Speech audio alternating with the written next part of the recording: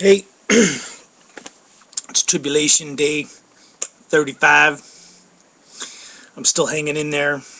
The world continues to spiral into a perpetual madness.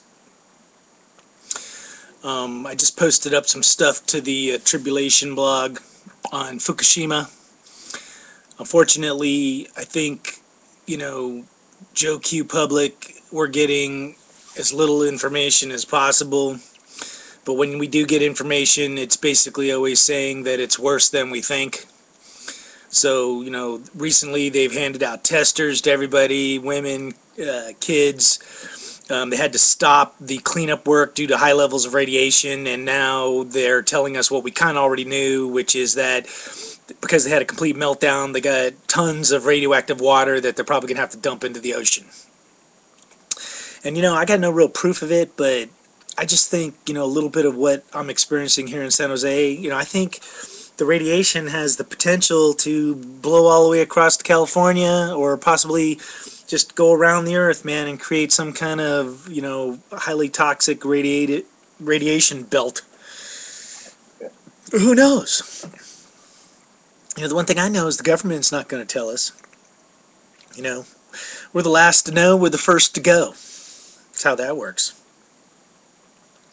The other big foobar is just the Middle East. There's like 12 countries over there that are all affected by this Arab uprising or the Arab Spring or whatever you want to call it.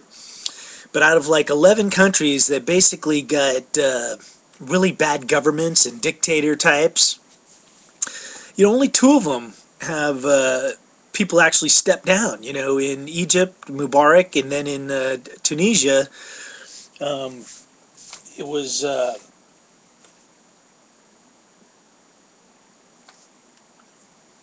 Ben Ali that stepped down. But that's 2 out of 11. And then, there's like 2 more leaders, Muammar Gaddafi and Saleh of Yemen. Saleh, we don't know whether he's in power, out of power. He's kind of out of the country, but, who knows what's going on there. Gaddafi still clinging to power. People still being killed in Libya. So even, with them 2 falling, I'd still only be 4 out of 11. And then, of course, there's the 2 really bad guys, Assad of Syria and Mahmoud Ahmadinejad of Iran. Those 2 guys need to be gone because both their countries, they've been, killing their civilians and just crushing any kind of protest or dissent. Those guys are pure evil. But, out of the rest of the countries, it doesn't get much better. There's King Saud of Saudi Arabia. There's King Abdullah of Jordan. There's President Mahmoud Abbas of Palestine. And then there's the Prime Minister, what's his name? Erdogan. I may not be saying his name right, but you know what, man? None of these guys are really that cool.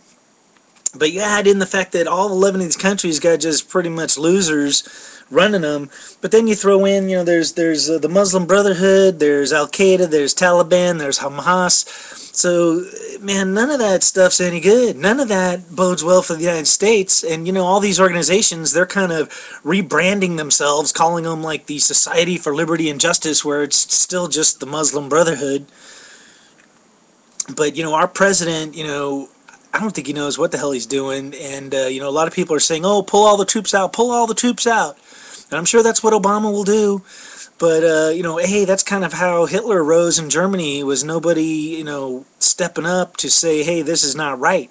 So us just letting the Middle East, turn into this crazy place, that's crazy, And, of course, our president says, hey, we can't let innocent people get killed in Libya, but they seem to be getting killed everywhere else and in Libya. So, I don't know. I personally think that was my problem with Bush, is when we went into Iraq, I thought we should have went into Syria, Iran, all them countries, and just kicked all these losers out of office. It would have saved what we're going to go through.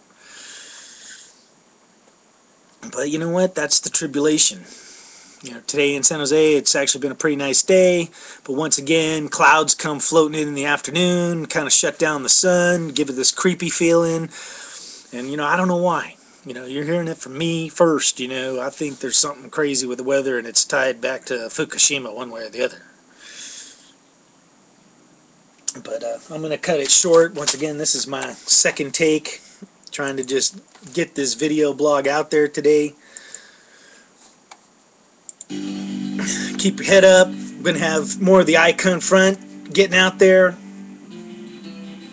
Leave a comment on the YouTube page, or go to the website, tweet me, whatever it takes. But we will survive. Peace. Keep on rocking.